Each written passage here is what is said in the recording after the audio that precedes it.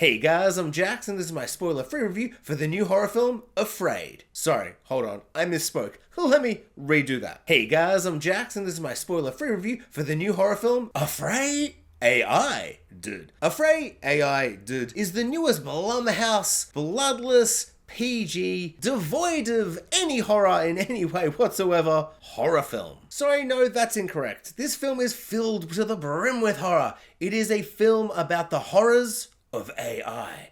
What if Mithrigan, but Alexa, but what if Alexa was an evil, sentient AI? Sorry, I mean a sentient AI that is very friendly and nothing sinister is going on. Discussing the horrors of AI has never felt more timely and more terrifying than in this film. Move over the Terminator, because AfrAId makes you truly afraid of AI. Because in a misguided attempt to be clever and meta, this film was obviously written by AI. And honestly, if this is the type of horror film that AI is producing, we should all be afraid AI. We should all be very afraid AI. Wow, it really doesn't roll off the tongue the way Mithrigan does it? But I respect that they tried to do something similar, and by similar I mean do the same thing, the little gimmick in the word. That's a bit of fun, and it makes sense because in some ways this is a spiritual sequel to Mithrigan, and by that I mean this is a find and replace for the Mithrigan script. Find Mithrigan, replace with Alexa, but then replace Alexa with Aya. Aya? I've already forgotten. But her name is spelled A-I, get it? A-I. Oh, scary. A-I-A. It's like a... Do you get it? I don't know if you've got it. I'm gonna need a cheeky little like and subscribe, just so I know that you got that, because it went over my head. I had like a guy sitting next to me in the cinema was like, did you get that Aya's name like has AI in it? Just like how the title of the film, AfrAId, has AI, the letters in it. Did you get that? And I was like, bro, thank God you were here. Now I'm being a little harsh because this isn't exactly the same as Mithrigan, and in a lot of ways it's entirely different. In this film we've got a happily married couple. We've got Harold and/or Kumar, and then we've got the lovely lady from Alien Covenant, both of whom are utterly delightful in this film. Like, genuinely, they carry the completely derivative and cliche, generic, bland dialogue and plot points and just general mood of the film. They carry it and they like bring life to stuff that doesn't have life to it. Those two are so charming and likable and lovable. I really, really love them as parents. I particularly love the chick from Alien Covenant. Did I love her enough to check what her name was? Obviously not. It's right here, hopefully. Editing me better not be busy later. They have 3 kids of varying age quality so that we can deal with technology and AI dangers and all that stuff from 3 different ages. There's like a 6-year-old, a 12-year-old, and a 17-year-old. And all of them are totally fine. It's definitely no Stranger Things cast, but they also aren't intolerable. So like it's a fun little happy middle ground. So the family get this revolutionary new AI installed in their home, and of course it's utterly delightful and wonderful. They all love her. She's helping them out in all these different ways, and it's all a bit of fun until... twist.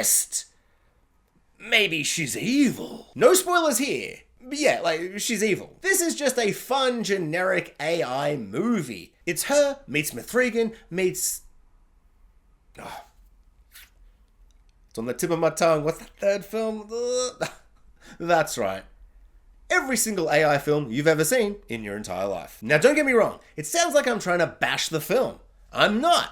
I kind of liked this.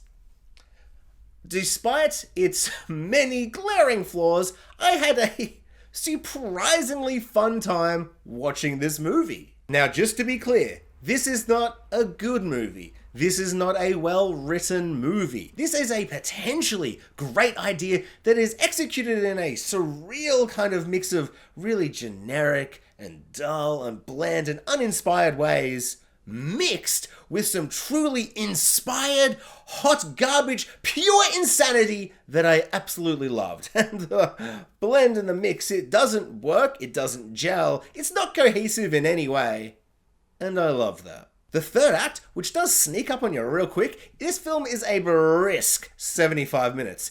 is one of the most wild, insane, hot nonsense, glorious just swings and a potential misses of a final act that I've ever seen. This film loses its mind in the most predictable yet utterly enjoyable way possible. I found it to be akin to a Black Mirror episode.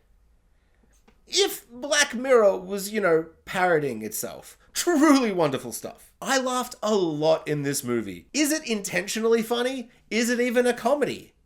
No. Was I laughing at the film or was I laughing with the film? Both? Is it scary? No. Not even a little bit. It might be the least scary horror film I've ever seen. In fact, it doesn't even feel like a horror film. It feels like a family drama about parents trying to deal with technology. And they've got 3 kids, and the kids are dealing with technology in different ways. And there's this friendly but potentially sinister AI system that's kind of just pushing the plot forward and kind of raising these issues and creating them to an extreme level. Like it's a family drama. And it doesn't even feel like a typical PG, bloodless, really unfunny, jump scare heavy Blumhouse horror film.